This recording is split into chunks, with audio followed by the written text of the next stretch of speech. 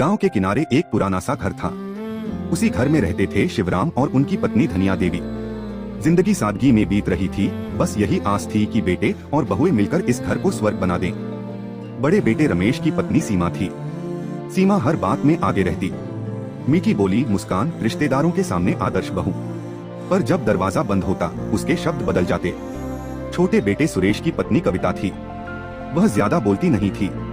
उसकी दुनिया रसोई, आंगन और मां बाबूजी की जरूरतों के आसपास घूमती थी। धनिया देवी अक्सर कहा करती, कविता तू अपनी माँ की याद दिला देती है। यह सुनकर कविता चुपचाप आंचल से आंखें पोंछ लेती।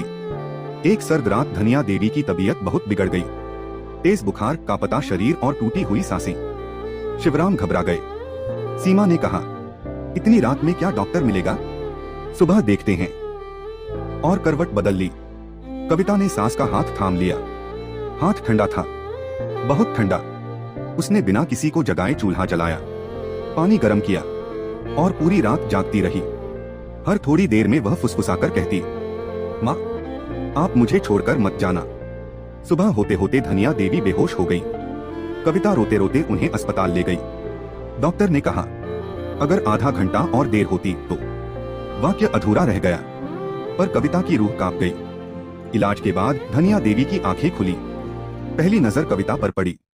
कमजोर आवाज में बोली, मेरी बहू नहीं, मेरी बेटी है तू। कुछ दिनों बाद शिवराम जी ने पूरे परिवार को बुलाया। उनकी आंखें भर आईं। घर ईंट पत्थर से नहीं, अपनापन से बनता है। उन्होंने घर की जिम्मेदारी कविता को सौंप दी। सीमा की आंखें झुक गईं। उसे समझ आ गया कि दिखावा कुछ देर चलता है, पर ममता हमेशा याद रहती है। उस दिन के बाद कविता के हाथों में सिर्फ घर की चाबियां नहीं थीं, बल्कि एक मां का भरोसा और एक पिता का आशीर्वाद भी था।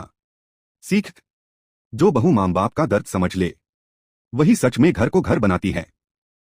दोस्तों, कहानी अच्छी लगी तो लाइक और चैनल को सब्सक्राइब कर दीजिएगा।